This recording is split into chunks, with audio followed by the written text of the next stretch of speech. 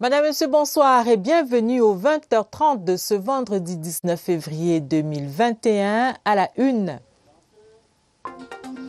Corridor Douala-Djamena, ça roule. Les ministres camerounais et tchadiens en charge des transports statuent sur l'harmonisation des tarifs et la double immatriculation, objet de quelques incompréhensions. Une convention est en gestation.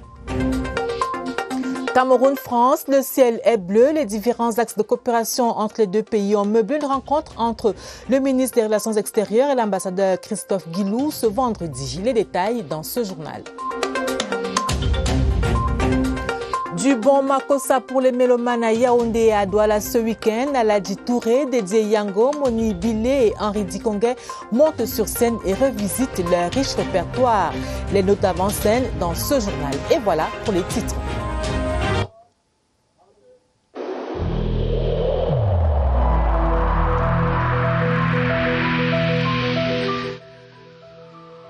Malgré nos efforts, le Covid-19 a endeuillé de nombreuses familles et provoqué de graves difficultés dans le fonctionnement de notre économie et de notre société.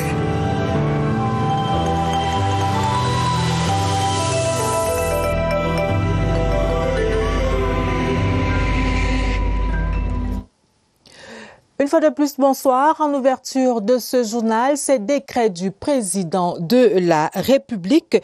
Le président de la République décrète donc des nominations portant des textes portant nomination du président de la Commission des droits de l'homme du Cameroun. Le président de la République décrète.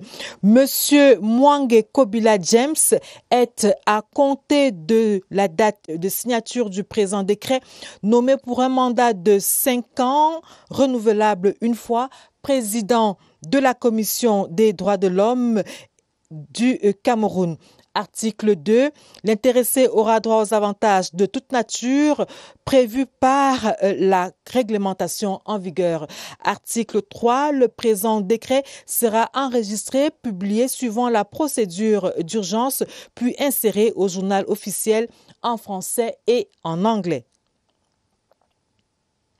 Deuxième décret du président de la République portant cette fois nomination du vice-président de la Commission des droits de l'homme du Cameroun. Le président de la République décrète, article 1er, Monsieur Galega Gana Raphaël est à compter de la date de signature du présent décret nommé pour un mandat de 5 ans, renouvelable une fois, vice-président de la Commission des droits de l'homme du Cameroun. Article 2, l'intéressé aura droit aux avantages de toute nature prévus par la réglementation en vigueur. Article 3, le présent décret sera enregistré, publié suivant la procédure d'urgence, puis inséré au journal officiel en français et en anglais. C'est signé le président de la République, Paul Biya. Troisième décret du président de la République signé ce jour et celui-ci porte nomination du secrétaire permanent de la Commission des droits de l'homme du Cameroun. Le président de la République décrète, article 1er, Monsieur Abouem Esseba Jean-Pierre est à compter de la date de signature du présent décret nommé secrétaire permanent de la Commission des droits de l'homme du Cameroun. Article 2, l'intéressé aura droit aux avantages de toute nature prévus par la réglementation en vigueur. Article 3, le présent décret sera enregistré, publié suivant la procédure d'urgence, puis inséré au journal officiel en français et en anglais. C'est signé le président de la République. Le président de la République décrète, ce quatrième décret, autant pour moi, portant nomination des membres de la Commission des droits de l'homme. Le président de la République décrète, article 1er, sont à compter de la date de signature du présent décret nommé pour un mandat de 5 ans renouvelable une fois, membres de la Commission des droits de l'homme du Cameroun, les personnalités ci-après désignées. Madame Aswakborne Ayouk Lucie, Monsieur Bikoro Aimé Parfait, Monsieur Amougi Apollinaire Tite, Monsieur Saliou Labaran, Madame Ndelene Joyce Bayande Bongo, Monsieur Souleymane, Monsieur Djibo Madame Mamene Dieudonné, Monsieur Seni Boukar Lamine, Monsieur Tezanou Paul, Madame Boubane Aman Hawe, Monsieur Bala Joseph Constantin, Monsieur Galé Bonjo Jean-Marc, Monsieur Kouebo Denis. Article 2. Les intéressés auront droit aux avantages de toute nature prévus par la réglementation en vigueur. Article 3. Le présent décret sera enregistré, publié suivant la procédure d'urgence, puis inséré au journal officiel en français et en anglais. C'est signé le président de la République. La suite du journal.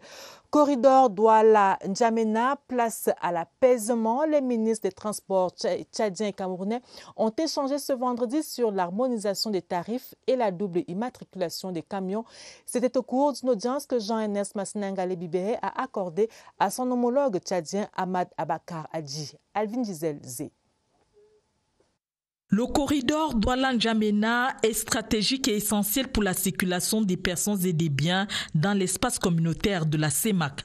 Dès lors, il est important d'avoir une vision globale des problèmes qui se posent le long de l'itinéraire afin d'y apporter des solutions durables, ce d'autant plus que les tensions sont de plus en plus récurrentes. Prix de transport des marchandises, des préoccupations soulevées également quant à ce qui concerne la délivrance des documents de transport, notamment les lettres de voiture internationale, la répartition des quotas, au retard au niveau du port autonome de Douala. La séance de travail technique entre les ministres des Transports du Cameroun et du Tchad avait pour but de dissiper les malentendus. Le maître mot dans ces travaux-là a tourné autour de la Convention. L'objectif principal étant de faire en sorte pour les deux pays que les coûts qui soient pratiqués soient les justes coûts.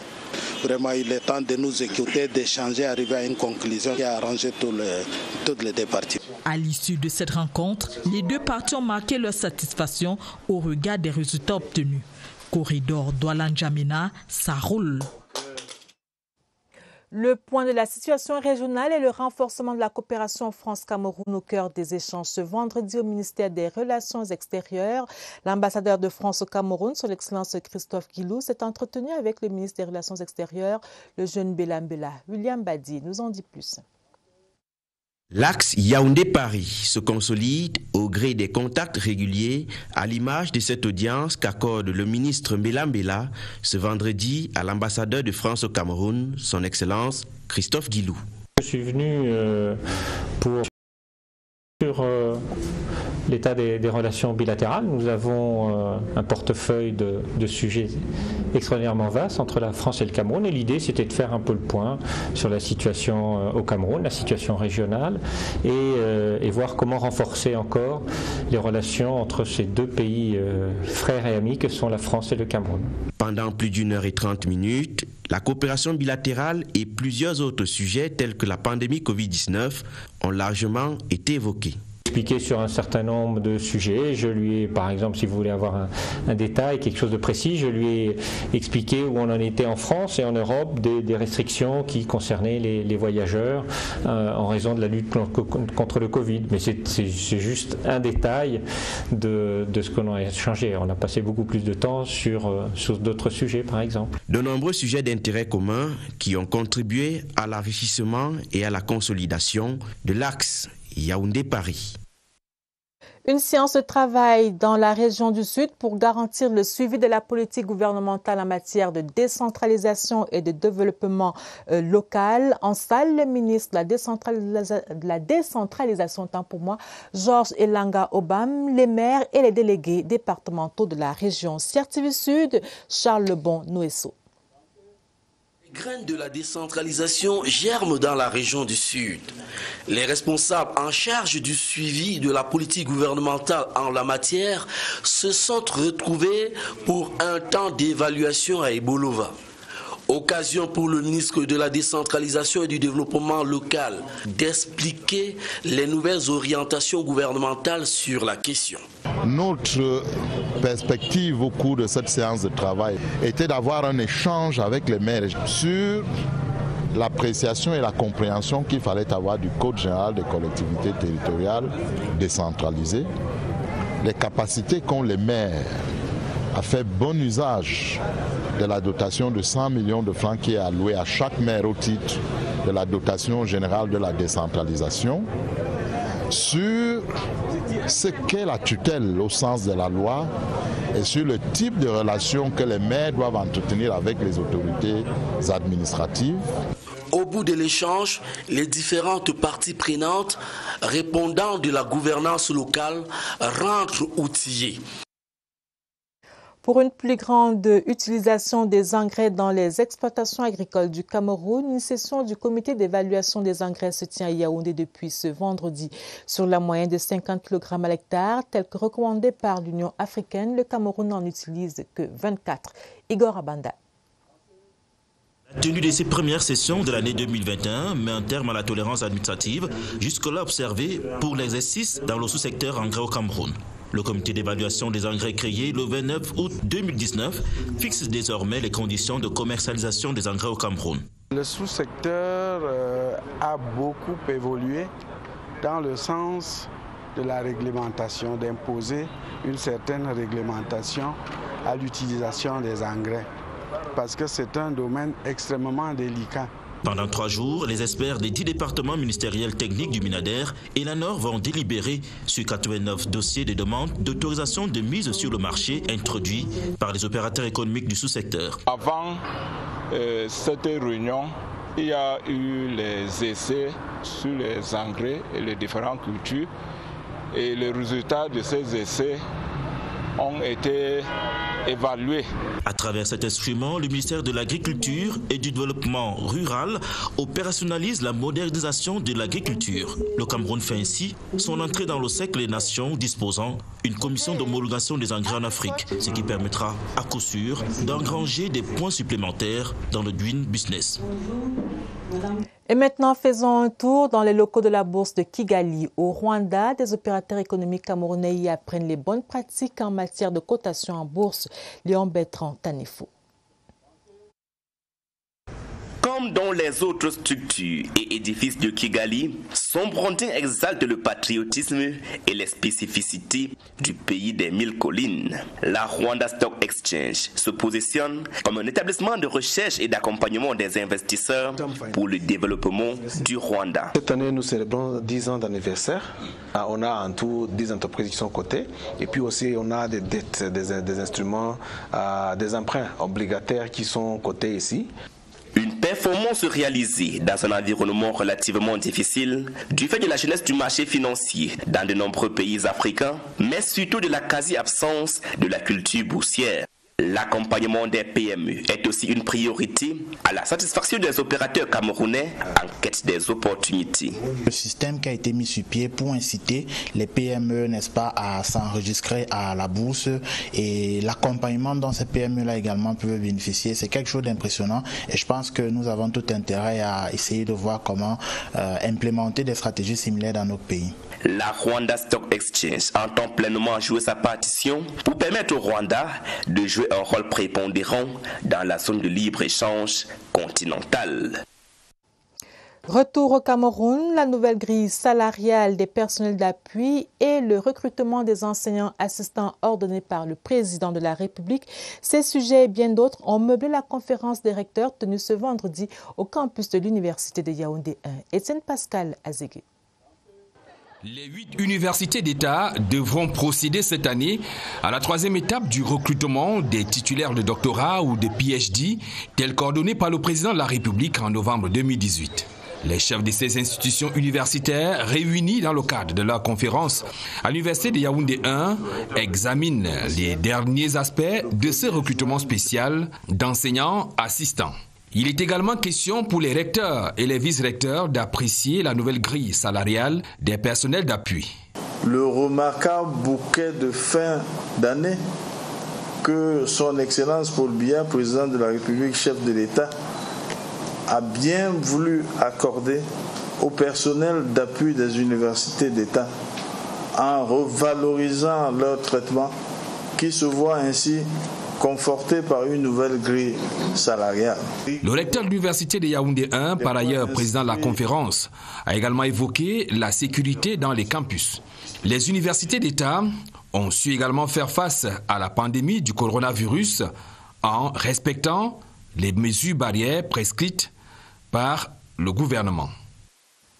Les bons et les mauvais points de la célébration de la 55e édition de la fête de la jeunesse passée en revue, c'était ce vendredi au cours d'une réunion d'évaluation à laquelle le ministre Mounouna Foutou et les membres des associations des jeunes ont pris part. Laetitia Onana. À l'actif du bilan de la 55e édition de la fête de la jeunesse, le ministre Mounouna Foutou inscrit invariablement le génie créateur de la génération Android, particulièrement résiliente face à la pandémie Covid-19. Ils ont vécu cet événement grâce effectivement à leur ingéniosité, notamment à travers le virtuel. Nous devons saluer cette créativité de la jeunesse camerounaise.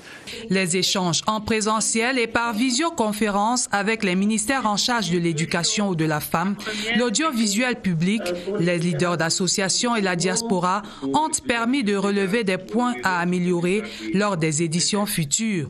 Nous, en tant que jeunes, avons manifesté un intérêt à ce que d'autres jeunes dans l'arrière-pays soient davantage célébrés, tout comme ceux de la diaspora. J'espère que dans les années prochaines, les jeunes dans d'autres domaines diversifiés, les entrepreneurs, pourront eux aussi venir mettre la main à la pâte. Toutes ces recommandations seront examinées avec diligence, a promis le ministre de l'Éducation civique. Des distinctions honorifiques pour les personnels méritants du ministère des Affaires sociales. C'était au cours d'une cérémonie couplée à l'installation des responsables nouvellement nommés au sein de ce département ministériel. Christelle Fouda. Médailles, promotions et lauriers comme s'il en pleuvait, c'est la récompense de l'abnégation au travail de 25 personnels du ministère des Affaires sociales. Vous devez vous mettre tous à la tâche, plus que par le passé. Notre département ministériel a besoin d'hommes et de femmes au professionnalisme avéré pour apporter des solutions durables aux attentes des personnes socialement vulnérables. Instruction adoptée telle une devise par les récipiendaires. Nous allons nous appuyer notamment sur nos collaborateurs, la hiérarchie, chaque fois que cela est nécessaire pour pouvoir relever les défis qui sont les nôtres. C'est un sentiment de reconnaissance qui m'anime envers le Seigneur Tout-Puissant, de gratitude envers ma hiérarchie. Je promets mettre à contribution tout mon savoir-faire pour mener à bien la tâche qui m'a été confiée. Profession de foi, gage d'efficacité et performance pour l'exercice 2021. Faciliter l'accès aux soins de santé et à l'eau potable et promouvoir l'éducation, telles sont les principales recommandations faites à l'exécutif municipal de Tokombéré par le préfet du Mayo-Sava dans la région de l'extrême nord. Le maire Boukar Tikiri et ses adjoints ont été installés dans leurs fonctions en présence du président de l'Assemblée nationale, Kavaye Djibril Mal Moussa, le doublé CRTV extrême nord. Reportage. Tokombéré, affectueusement appelé Petit Paris, veut se donner les moyens pour changer son visage et améliorer les conditions de vie de sa population. Le développement de la ville, la construction des infrastructures scolaires, l'électrification des zones rurales. Nous avons déjà l'eau potable qui coule. Maintenant, dans certaines localités, il faut les forages avec énergie solaire. La mise en œuvre de cette ambitieuse feuille de route se fera avec le concours des partenaires au développement et surtout avec l'accompagnement de l'autorité de tutelle. J'ai promis à monsieur le maire toute ma franche et sincère collaboration, tout mon appui conseil, celui de mes principaux collaborateurs, ainsi que les responsables sectoriels départementaux. À l'heure de la décentralisation, la commune de Tokombéré, avec son budget de 2021 de plus d'1,5 milliard de francs CFA, entend jouer son rôle d'épine dorsale dans le processus de décentralisation. Une vision de développement saluée à sa juste valeur par le président de l'Assemblée nationale, l'honorable Kavaye Djibril, présent à cette cérémonie d'installation de l'équipe communale de Tokombéré.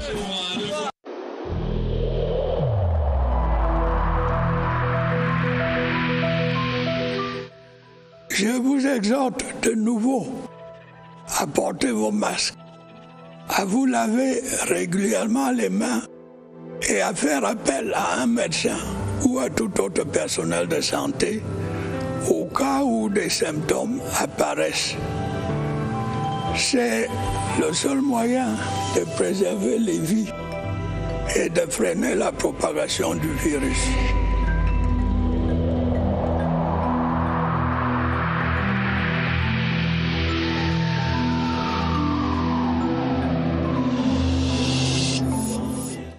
Covid-19 au Cameroun, plus de 34 000 cas positifs et un bilan de 500 décès ont été confirmés par les autorités sanitaires. Ces chiffres et d'autres détails avec Évariste Eyenga, nous retrouvons au Centre des opérations des urgences de santé publique.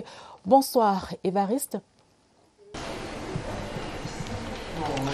Bonsoir. Le coronavirus Covid-19 poursuit sa dissémination dans les communautés. Les chiffres l'indiquent. Les données les plus récentes indiquent 33 749 cas positifs, 31 362 rémissions, les guérisons de patients et 2200 cas actifs et 523 décès. Arrêt d'abord au niveau des cas positifs pour dire qu'il y a eu une nette progression puisque au 11 février dernier, on en était à 32 631. Voilà un grand bond vers 33 749. Idem au niveau des décès, 500 enregistrés au total à la date du 11 février dernier, mais quelques jours après, à peine une semaine, on se retrouve avec 523 décès enregistrés sur l'ensemble du territoire. Voilà des chiffres qui indiquent dans la progression de cette dissémination du virus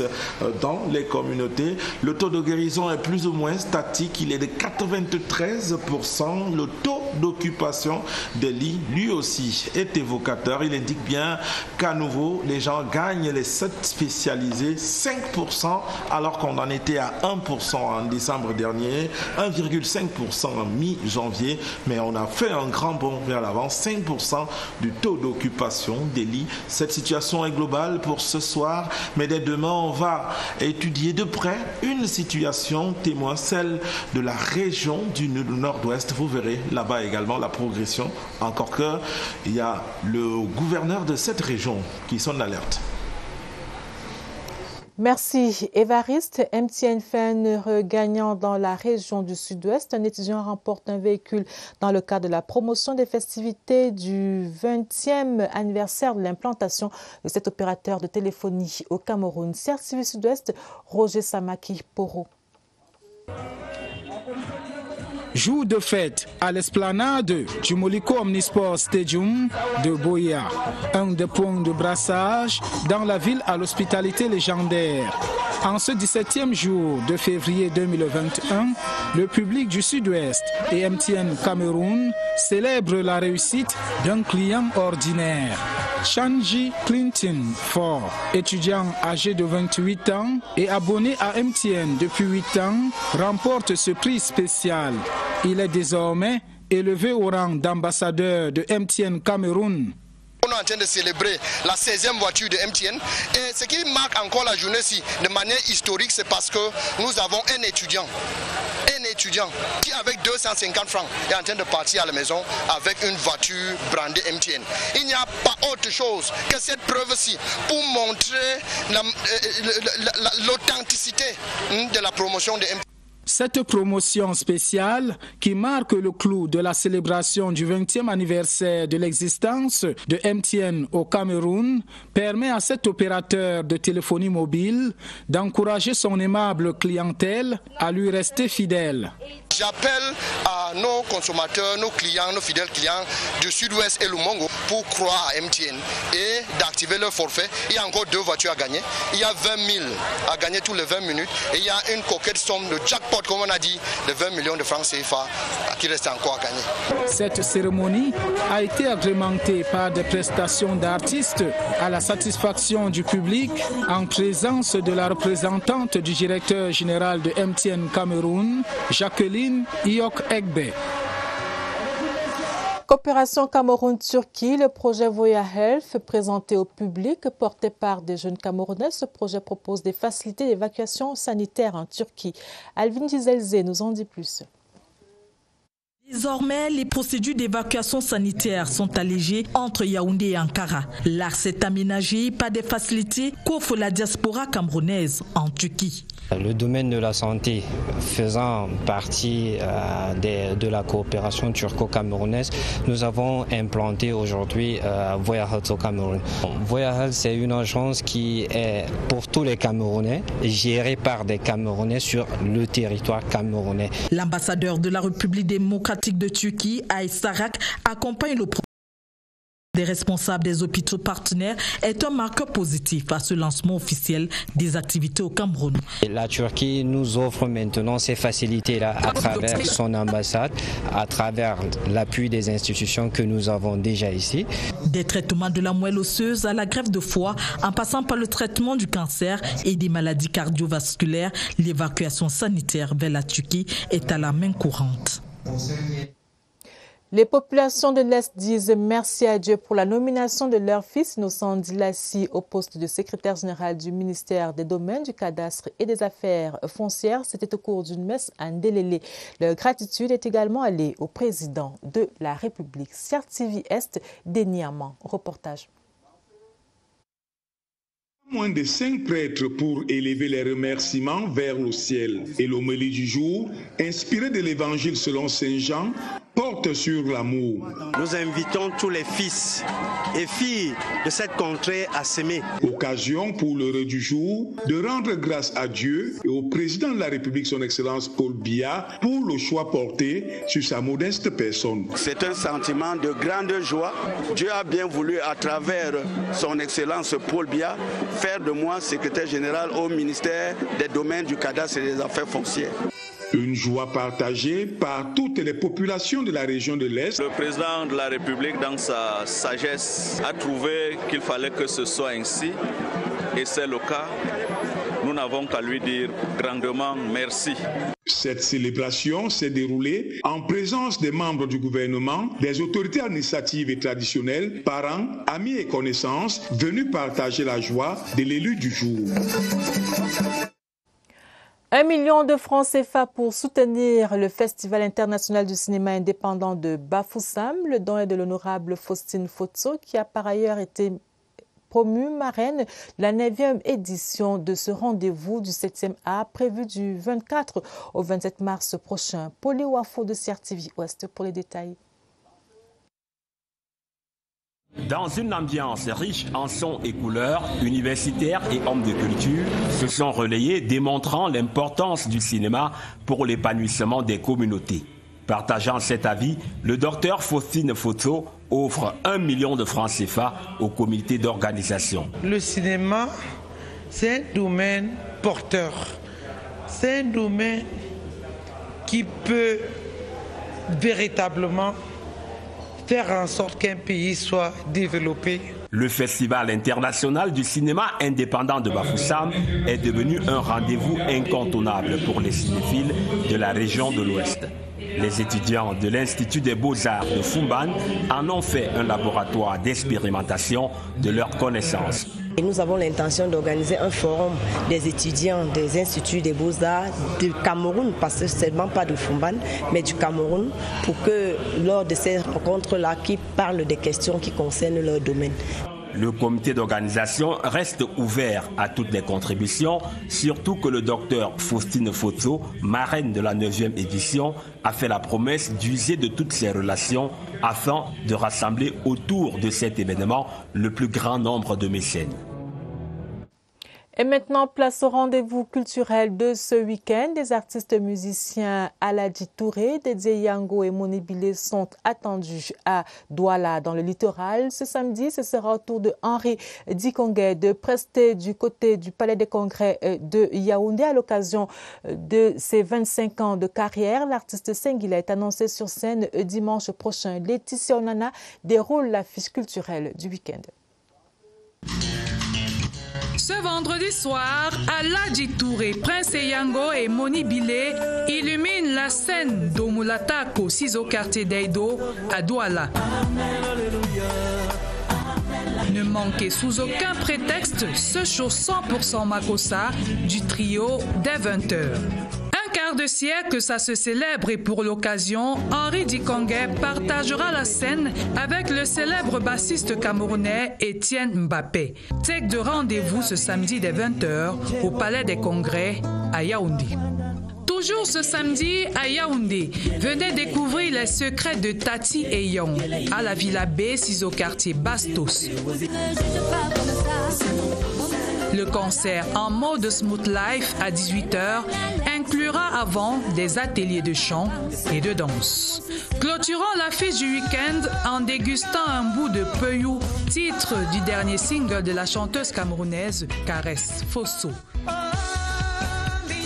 Passez le week-end que vous méritez. Madame, Monsieur, c'est la fin de ce journal. Ce qu'il faut en retenir, ce sont ces décrets du président de la République à la Commission des droits de l'homme du Cameroun. Retenons précisément que Monsieur Mwangé Kobila James a été promu à la tête de cette commission, autant pour moi. Prochain rendez-vous avec l'information, ce sera à minuit. Restez sur la CRTV. Je vous retrouve demain lorsqu'il sera 20h30.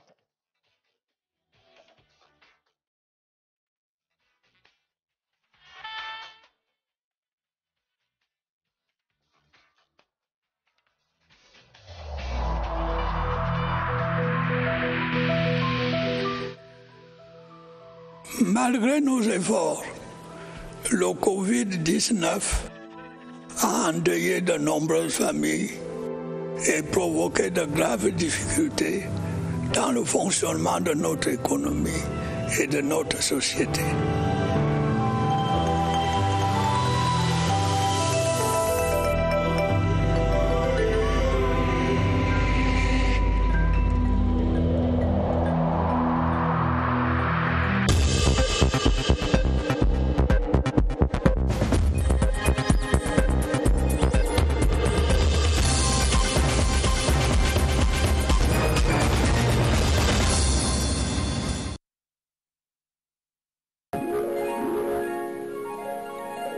CRTV News, ici, toute l'info.